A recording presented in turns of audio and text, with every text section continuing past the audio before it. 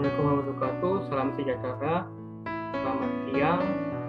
Kami dari kelompok 9 akan membawakan pengendalian mikroba dengan cara hand hygiene. Perkenalkan, nama saya Rudiansyah dengan NIM 2215011159. Perkenalkan, saya Sahwani Rizkina Lubis dengan NIM 2215011161. Perkenalkan, nama saya Nabila Hairunisa dengan NIM 2215011147. Perkenalkan, nama saya Hanifah Sabrina dengan NIM 22150136. Perkenalkan, nama saya Grace Miranda Simamora dengan NIM 2215011172. Materi pertama adalah apa itu hand hygiene yang akan dibawakan oleh Nabila Hairunisa.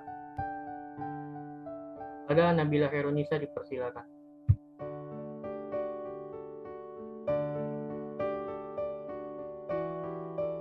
Apa itu hand hygiene? Hand hygiene atau kebersihan tangan merupakan teknik dasar yang paling penting dalam pencegahan dan pengendalian infeksi. Hand hygiene adalah cara paling efektif untuk mencegah infeksi nosokomial.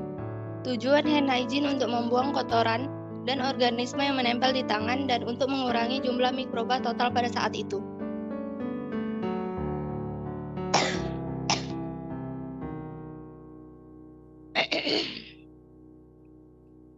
Definisi. Pertama, ada hand washing, mencuci tangan menggunakan air mengalir dengan sabun atau sabun antiseptik untuk membersihkan tangan dari kotoran.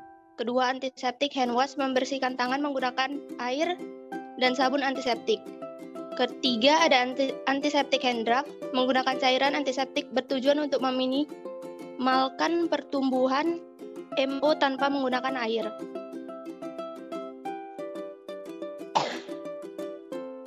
Keempat, ada surgical hand scrub, mencuci tangan menggunakan sabun antimikrobial pada tindakan sebelum operasi, bertujuan untuk menghilangkan dan membunuh transien MO dan residen flora. Selanjutnya adalah tujuan hand hygiene yang akan dibawakan oleh saya. Hand hygiene bertujuan untuk menekan atau mengurangi jumlah pertumbuhan bakteri pada tangan dan juga menurunkan jumlah kuman yang tumbuh di bawah sarung tangan. Mengurangi risiko transmisi mikroorganisme ke perawat dan pasien serta kontaminasi silang kepada pasien lain, anggota keluarga, dan tenaga kesehatan lain. Dan masih banyak tujuan lainnya yang sangat bermanfaat untuk kebersihan tangan.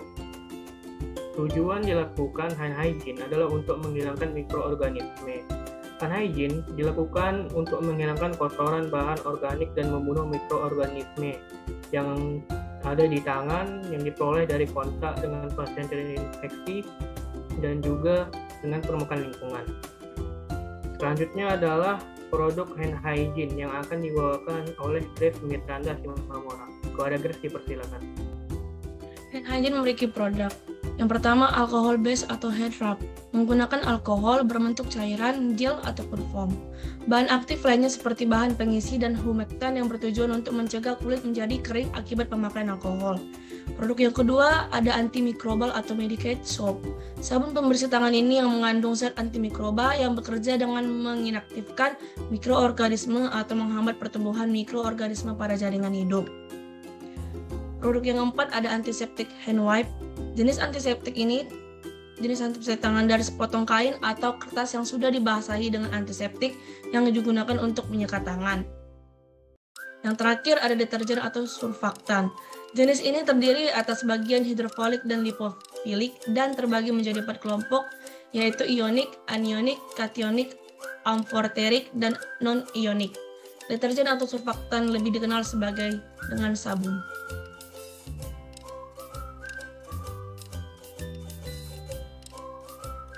Lalu ada produk yang namanya plain soap. Plain soap itu merupakan sabun pembersih tangan yang tidak mengandung zat antimikroba dan mungkin juga mengandung zat antimikroba tetapi hanya sebagai pengawet sabun tersebut. Lalu ada waterless antiseptic agent. Antiseptik tangan berbentuk cair atau gel ataupun foam yang tidak memerlukan penggunaan air eksogen. Antiseptik ini diaplikasikan dengan meletakkan pada telapak tangan, kemudian digosokkan bersama sampai kulit terasa kering. Berikutnya adalah teknik hand hygiene yang akan dibawakan oleh Sahwani Rizkina. Kepada Sahwani Rizkina, dipersilakan. Selanjutnya adalah teknik-teknik dari hand hygiene. Yang pertama itu adalah teknik kebersihan tangan atau hand hygiene dengan formulasi berbasis alkohol. Di sini untuk langkah pertama kita harus menuangkan produk ke telapak tangan, kemudian gosok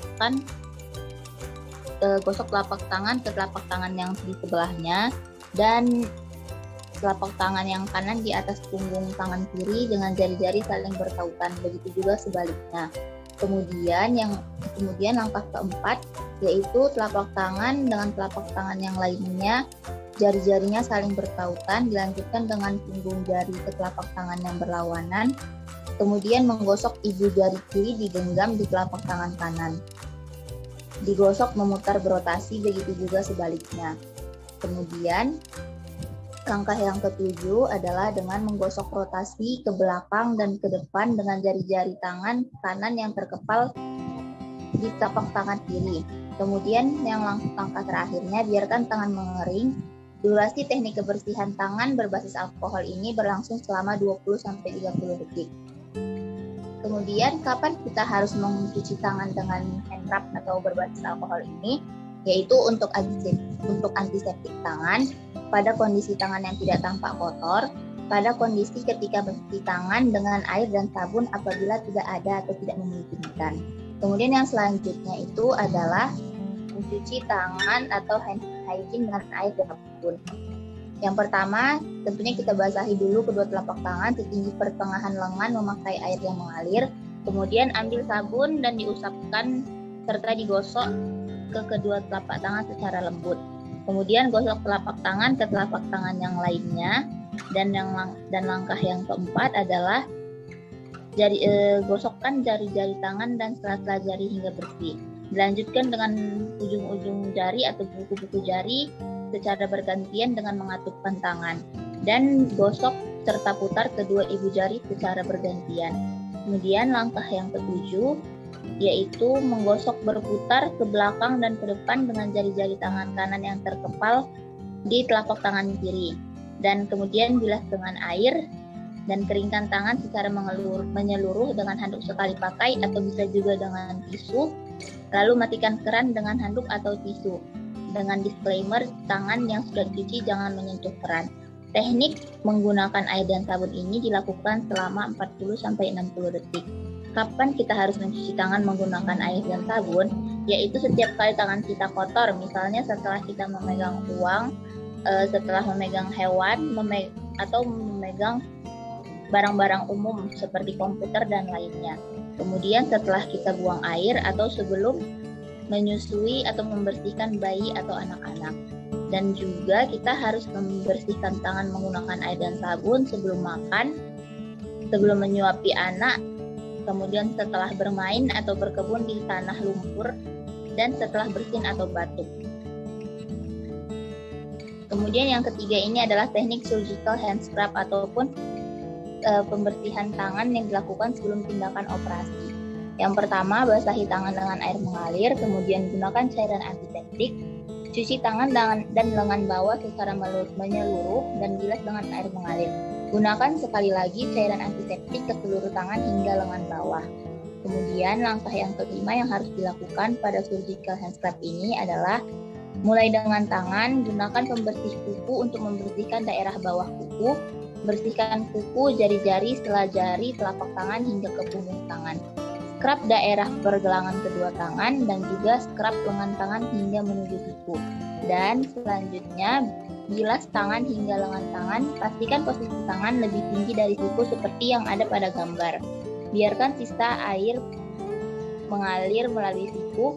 Keringkan dengan handuk steril, dan prosedur surgical hand scrub ini dilakukan selama 2-5 menit. Selanjutnya adalah beberapa penyakit yang bisa timbul akibat jarang mencuci tangan yang akan dibawakan oleh Hanifah Sabrina. Kepada Hanifah Sabrina, dipersilakan. Beberapa penyakit yang bisa timbul akibat jarang mencuci tangan ialah diare, penyakit yang membuat penderita menjadi sering buang air, yang disebabkan karena mengonsumsi makanan dan minuman yang terkontaminasi usus, bakteri atau virus, bakteri atau parasit. Kemudian adalah mudah pilek akibat perpindahan virus dan bakteri. Kemudian ada karena keracunan makanan akibat makanan telah terkontaminasi oleh bakteri. Kemudian ada hepatitis A, yaitu penyakit infeksi hati yang sangat menular yang disebabkan oleh virus hepatitis A akibat tidak menjaga kebersihan makanan, dan biasanya anak-anak di bawah 6 tahun rentan terhadap penyakit ini. Kemudian bisa terinfeksi bakteri E. coli, yaitu bakteri yang menyebabkan diare atau infeksi saluran pencernaan, dan juga tifus. Kemudian ada impetigo, ini ditandai dengan kulit kemerahan yang kemudian berkembang menjadi lecet kecil. Biasa terjadi pada anak-anak. Definisi hand hygiene sendiri adalah suatu prosedur tindakan membersihkan tangan dengan menggunakan air mengalir dengan sabun, antiseptik jika terlihat kotor, yang durasinya 40-60 detik, atau hand rub yang berbasis alkohol dengan klorhexidin jika tangan tidak terlihat kotor. Durasinya 20-30 detik. Tujuannya yaitu untuk menghilangkan kotoran dari kulit secara mekanis dan mengurangi jumlah mikroorganisme sementara. Cuci tangan merupakan salah satu kegiatan yang tampak sepele, namun sangat penting dilakukan karena telah terbukti efektif untuk mencegah penyebaran penyakit dan juga pengendalian infeksi. Hal ini dikarenakan tangan seringkali menjadi perantara berbagai bakteri masuk ke dalam tubuh kita.